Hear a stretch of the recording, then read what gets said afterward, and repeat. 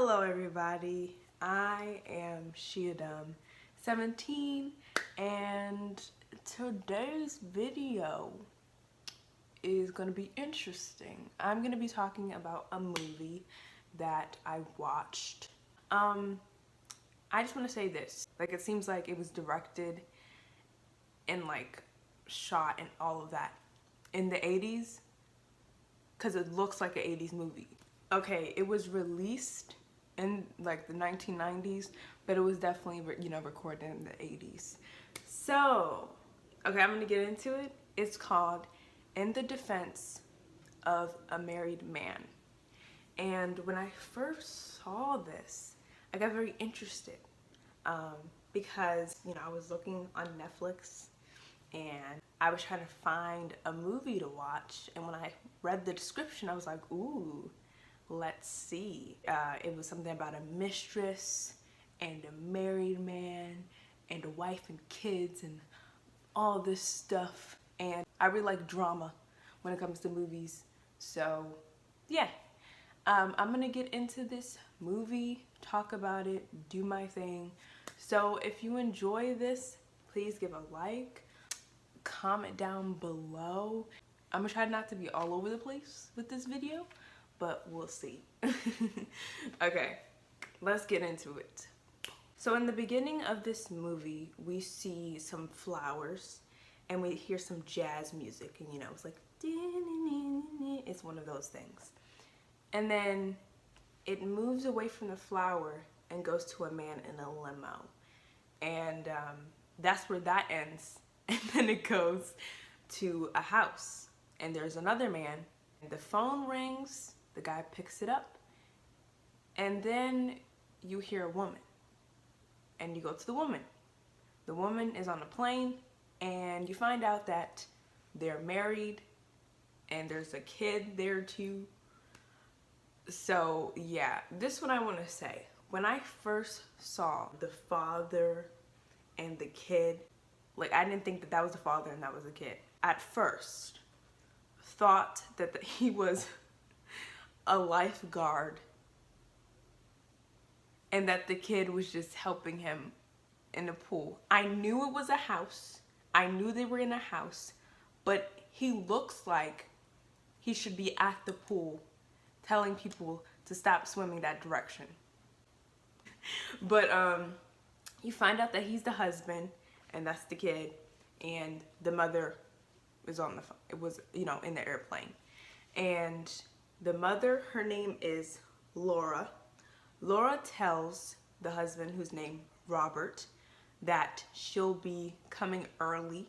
She was on a plane, she was at a business adventure, and she's coming home early. So he's like, okay. And the son is named Eric. The husband and the son hang up the phone and they walk out the kitchen, and it's this girl on the couch. I don't know her name. I don't remember they're saying her name. I don't know. But he's like, oh, get your feet off the couch, and they have this weird interaction. And then the father goes up the stairs. I just want to say that the house is really pretty. I don't like pink or anything, but it was like a peach color. It was lighter than this blanket right here. But yeah. So anyway, Robert, he goes upstairs and he goes into his office. And he goes to the phone, and the first person he calls is his mistress. He's like, I can't be there because my wife is coming home. And while he's talking to his mistress, the daughter comes in and she's like, Dad, blah, blah, blah. And he's like, hold on, I gotta go. Hangs up. I'm like, ooh, rude. So then the next scene comes, and the guy in the limo, his name's Alan. He goes to pick up Laura. So Laura's like, oh, hey. They give a hug. He gives her flowers, and they get in the limo. And you find out when they're in the limo that they're lawyers, and they're talking about a case. So then the next scene comes along, and Laura gets out of the limo, and she invites Alan in. She's like, hey, do you want to come in? He's like, thank you, but no. So he closes the door, and the husband Robert is at the door hugging her and doing all this stuff. So Laura and Robert walk into the house, close the door, and the next scene is scandal. And some scandalous scene, some, you know, in the cover scene. And it was just quick. This is what I'm gonna say about this movie. Every scene seems quick. It's like we're going to this place, to this place, to this place, to this place. Like it's not like slow pace, it's bam, okay, bam, after you're done, bam. I was like, okay. I was honestly shocked because I was like, you're not gonna like show us the relationship a little bit, you're just gonna jump into it. So the next day comes along and we see Claudia, she's the mistress, and she's late to work. So she's running and stuff, and she runs into this guy named Frank. Frank, when I first saw Frank, I was like, he makes me uncomfortable, but we're gonna get back to that. But Claudia's like, I really gotta go. So she goes into this meeting and she's late and everyone's looking at her. And when we're looking at the people that's sitting down, you know who's there? Robert. So Robert and her work together. She does like a pitch and stuff, and the boss is like, yes, that's a great pitch. And then after the meeting, Claudia goes to Robert's office to talk to him about, you know, stuff, and she's like, do you remember what today is? And he's like, oh yeah, it's your birthday. And she, you know, she wants to do something with Robert because, you know, she but he's like, I can't, sorry. So then after this, we go back to Robert's house where Laura is, and they're getting ready for an art gala. And I'm telling you, it's so quick because they're at the house, they go to the art gala, Laura sees her boss, they talk for a second, and then they go back to the house, like that quick. So they're back to the house, and Laura's like, hey, where's the kids? It could be an earthquake and the kids wouldn't know. So she's doing that, and Robert hears the phone ring, so he picks it up to hear who, you know, who's calling the phone, and you know who it is? It's Claudia. And she's like, I love you. And he's like, do not call my phone again. And he hangs up. But then we go upstairs and we see that Eric, the son, heard the phone call. And this is the thing. So a lot of people, you know, my age or young, I don't know how young people are, but my age, weren't really with the whole phone thing. Like, I don't know how to say it, but phone lines where like everything was connected and like people could pick up phones and they could both be hearing the same person. That doesn't happen now, but that's what happened. He heard his father and he was mad. So now Eric is a little upset and he's ignoring his father, which I would as well. I would like, what? Okay, so after all of this, Robert being upset with Claudia, he starts banging on her door and they have a conversation. And he's basically saying, why would you call my house? You know our agreement. And she's like, well, I know that you love me and your family needs to know about us. So he's like, what? That's basically what happens in the scene. So then Robert leaves, and then we go back to the house where Claudia's at, and we see a neighbor, and he sees that the door's open. So he goes and opens the door and he sees Claudia, and she is gone. The police comes and there's like an investigation, and there's a head detective, and he's looking and he's like, okay, we have to go to the workplace to see if anyone knows. So detectives / cops, they go to the workplace and they tell, you know, everyone that works there that Claudia's gone. And they interview two people, the creepy guy, Frank, and they interview Robert. They're asking all these questions and stuff, and then they ask Robert and Frank, was Claudia in a relationship? And Robert was like, no, I don't know if she was in a relationship, I don't know. But Frank was like, she was upset that night, she called me and she told me that she was messing around with a married man. So then there's the next scene where Robert's telling Laura about, Claudia and what's happening. Not about, his infidelity, but just about how she's gone. And he says, like, I don't really know her that much. But then the next scene comes along and he's arrested.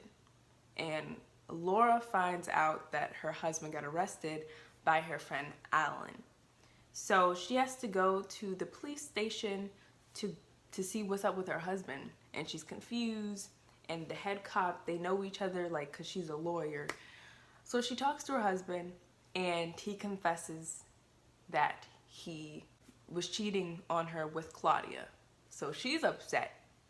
So after that, she has to go back home and tell her kids what's going on, And later that night, the cops come and they have a search warrant and they take all this stuff. So she's just like stressed out, because I think a lot of people would be stressed out. And they found out that their husband was messing around with some girl. This is the next day. Laura goes and talks to a lawyer that could help her. They do like a little court thing, like they're in court. Laura's looking at her husband and he's set for bail. So he gets out of jail, of the holding cell that he was in, and when he comes back to the house, the kids are gone and she just wants to talk to him. And she's like, how long was this? Asking him questions. And then she said, I want to be your lawyer. Sign this thing so I can be your lawyer, because that lawyer that we had is bad. So he signs the papers, and now Laura is Robert's lawyer. Robert, thinking everything's okay, he goes back to his office. He's like in the office just doing his thing, and that's when he sees Frank. And Frank goes to Robert and tells him that he will not be working for him anymore. And he goes, and Robert's like, okay, whatever. And then the boss of the company comes and is like, basically kicks him out. It's like, you can't be here. Like, you're starting a disturbance. So Robert's kicked out. And while that's happening, Laura goes back to her lawyer's office with her boss, and she's very close with her boss. But in the scene, she tells her boss that she's going to be her husband's lawyer. And then she tells him that she's putting in her resignation and she's trying to quit. He doesn't let her. He does think it's a bad idea for her to take this case, but he's like, you're not leaving. So, he's like, you're like my daughter. I'm not letting you leave. So then Laura, she's trying to get some answers. So she goes to the neighbor that saw Claudia in the house, and she asks him questions. Then he goes to the head detective and he talks to him. And he's like, well, y'all don't have any evidence. Y'all have nothing. Y'all can't, arrest my husband. And this was just like a few time things. Like, it wasn't that bad. But the detective tells Laura that her husband has been cheating on her for 3 months. So she's angry. She goes home and she confronts her husband. And he's like, yeah, I was cheating on you for 3 months. So then they decide to go to the crime scene, Claudia's house. I don't think that is legal for the person that is like suspected to be the cause for someone to be gone. So I don't understand why he was in the house, but she was taking pictures and doing all that. And they went upstairs and they were talking, and just because she's trying to get some information and all this stuff, and she's like, how long, what happened that day? And he's telling her that he just went up there and, had a quick conversation and then he left. So this is back at the house. She's angry, she's upset, she feels betrayed. So she's taking out his clothes and then she just starts throwing it out of anger.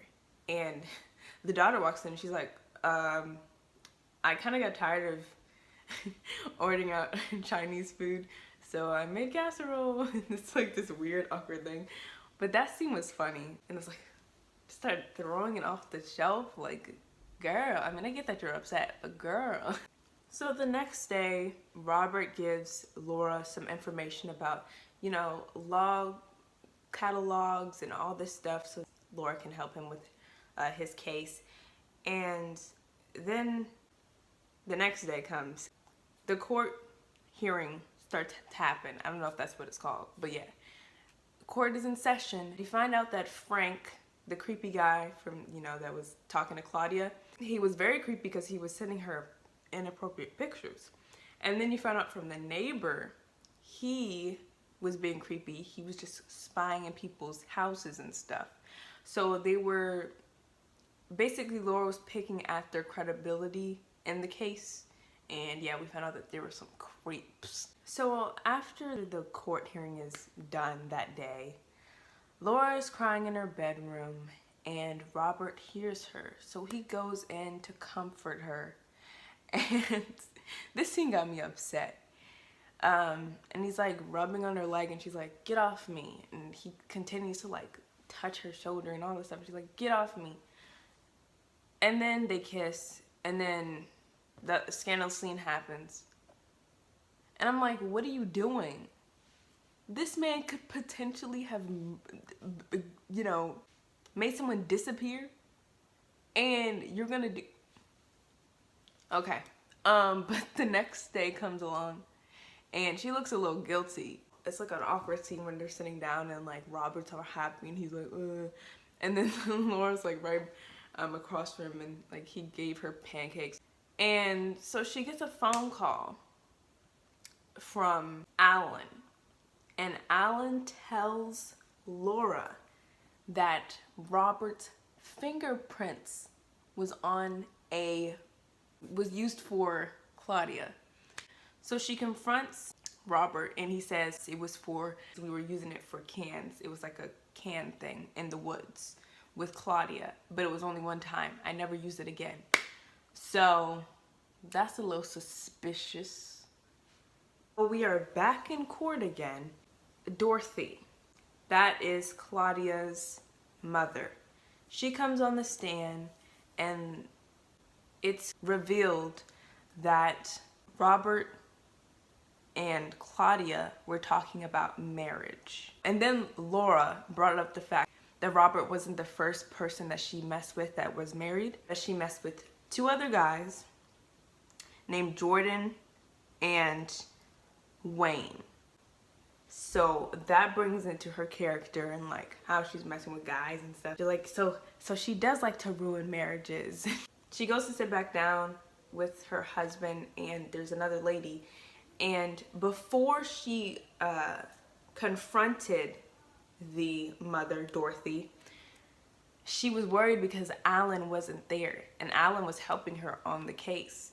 So she was like, where's the stuff that I need? Where's Dorothy's casework or folder? So the girl had to go and get the case folder so that, you know, she could use it. So after this, they do a recess and Alan shows up. He shows up with flowers and then she's like mad at him. She's like, you should have showed up. Like, why weren't you here? And he was like, I had a business trip and stuff. And it was like, okay. So she's like, I'm not in the mood for sorry, but sorry. And he's like, well, I'm not in the mood for accepting your apology, but I will. It was one of that weird thing. And I just want to say this entire time, I had a feeling that Alan had a little liking to Laura. I just want to say this before we continue. So then there's another scene where Laura is at the mall with Eric, the son. And Eric confesses to Laura that he heard Claudia on the phone and she admitted that she loves Robert. And then he says that he followed his father the day Claudia, you know, passed away. She's like, what? So after that, they go to the lawyer office where Robert is. And I'm like, why would you make your son say all this stuff in front of his dad? Like, that has to be a lot of pressure. But it basically said what he saw, and he admits to taking and hiding it in like the ocean or something because they found it somewhere else. It wasn't in the location. And there was a moment in this movie, I forgot to say, where he went out for a bike ride, and on that bike ride he went out and disposed of the thing that was used for Claudia. So they get all this information and Laura's like, but did you see your father do it. And he was like, no. So next day in court is their final statement. And, you know, I can't remember. I don't know if they're prosecutors or whatever they are. I can't remember like which one is which. But the guy on the other side is like, blah, blah, blah. I rest my case. And then Laura goes up there and she's like doing her final statement.